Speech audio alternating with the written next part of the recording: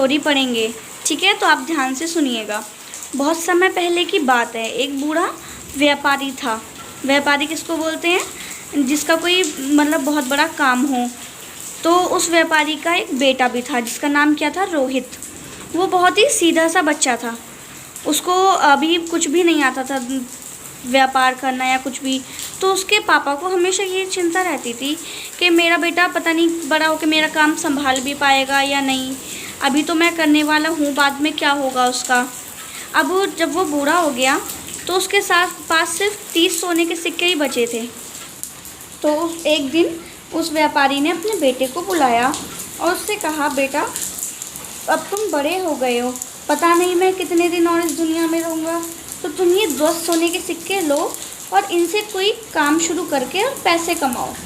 तो जो रोहित था वो बहुत समझदार था और उसे वो पढ़ना भी चाहता था, लेकिन वो अपने पापा से नहीं कह पाता था। तो वो उसके पापा ने जो उसको 10 सोने के सिक्के दिए वो उनको लेकर और अपने घर के बाहर चल पड़ा। अब जब वो चला तो उसे एक बगीचा दिखाई दिया। बगीचे में कुछ बच्चे बैठे हुए चेस खेल रहे थे, मतलब कि शतरंज। तो उसने सोचा कि चलो मैं भी सीखता हूँ शतरंज। उसने खेलना सीखना शुरू करा। उसने अपने 10 सोने के सिक्के उनको देकर और उनसे कहा कि आप मुझे शतरंज सिखाओ। तो उन बच्चों ने उसे शतरंज सिखाया और उसके गुरु ने भी। तो वो इतना समझदार था कि उसने इतनी जल्दी सीखकर अपने गुरु को भी हरा दिया उसमें। लेकिन उसे बहुत डर लगा कि उसने अपने सारे पैसे उस शतरंज में गिरा दिए। अब उसने सोचा अपने पापा को मैं क्या दूंगा, वो मुझे डांटें। और जब उसने सीखना लिया तो वह उदास हो गया। लेकिन उसके पास खाली हाथ लौटने के सिवा कोई और चारा भी नहीं था कि वो क्या करे। जब उसके पिता ने उसे बिना कुछ कमाए लौटा हुआ देखा तो उन्होंने उसे फिर 10 सोने के सिक्के दिए और कहा कि इस बार वह कोई गलती ना करे और रुपए कमाकर ही वापस आए।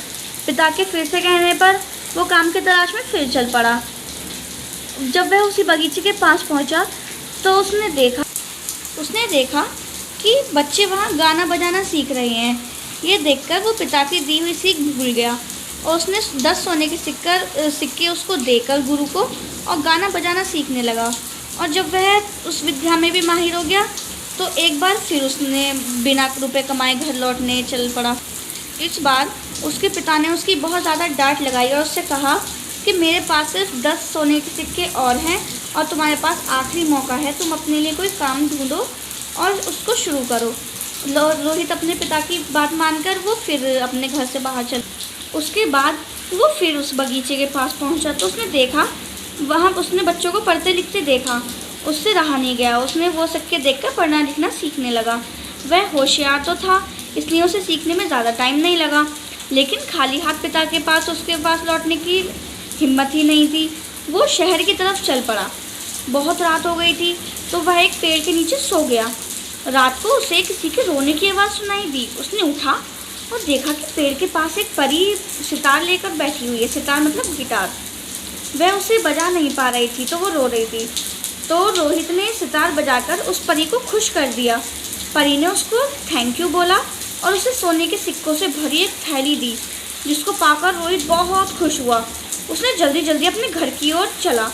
रास्ते में उसने एक देखा कि वहाँ एक बोर्ड लगा हुआ था जिस पर लिखा हुआ था कि एक शतरंज की प्रतियोगिता है जिसमें जीतने वाले को 100 सोने के सिक्के दिए जाएंगे।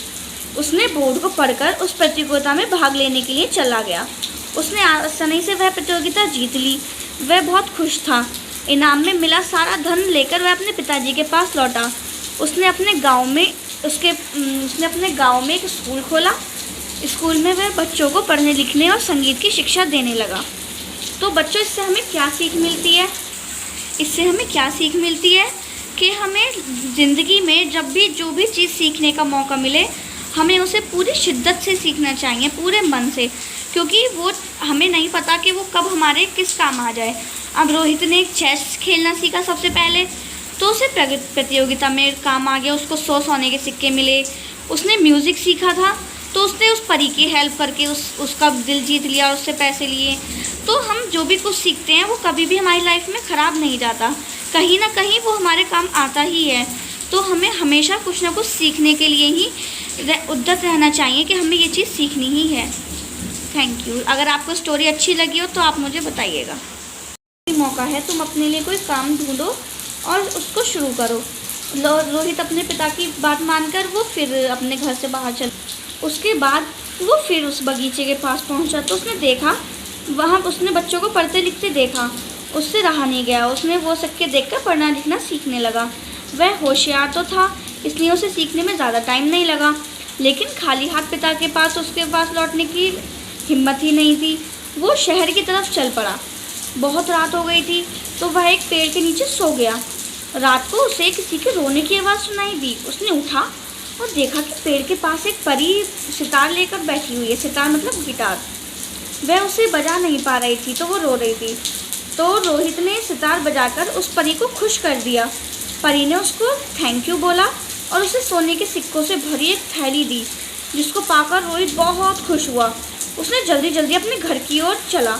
रास्ते में उसने एक देखा कि वहाँ एक बोर्ड लगा हुआ था, जिस पर लिखा हुआ था कि एक शतरंज की प्रतियोगिता है जिसमें जीतने वाले को 100 सोने के सिक्के दिए जाएंगे। उसने बोर्ड को पढ़कर उस प्रतियोगिता में भाग लेने के लिए चला गया। उसने आसानी से वह प्रतियोगिता जीत ली। वह बहुत खुश था। इनाम में मिला सारा धन लेकर वह अपने पिताजी के पास लौटा। उसने अपने गांव में एक स्कूल खोला। स्कूल में वह बच्चों को पढ़ने लिखने और संगीत की शिक्षा देने लगा। तो बच्चों, इससे हमें क्या सीख मिलती है? इससे हमें क्या सीख मिलती है कि हमें ज़िंदगी में जब भी जो भी चीज़ सीखने का मौका मिले, हमें उसे पूरी शिद्दत से सीखना चाहिए, पूरे मन से, क्योंकि वो हमें नहीं पता कि वो कब हमारे किस काम आ जाए। अब रोहित ने चेस खेलना सीखा सबसे पहले, तो उसे प्रतियोगिता में काम आ गया, उसको 100 सोने के सिक्के मिले। उसने म्यूज़िक सीखा था तो उसने उस परी की हेल्प करके उसका दिल जीत लिया और उससे पैसे लिए। तो हम जो भी कुछ सीखते हैं वो कभी भी हमारी लाइफ में ख़राब नहीं जाता, कहीं ना कहीं वो हमारे काम आता ही है। तो हमें हमेशा कुछ ना कुछ सीखने के लिए ही उद्यत रहना चाहिए कि हमें ये चीज़ सीखनी ही है। Thank you. अगर आपको स्टोरी अच्छी लगी हो तो आप मुझे बताइए।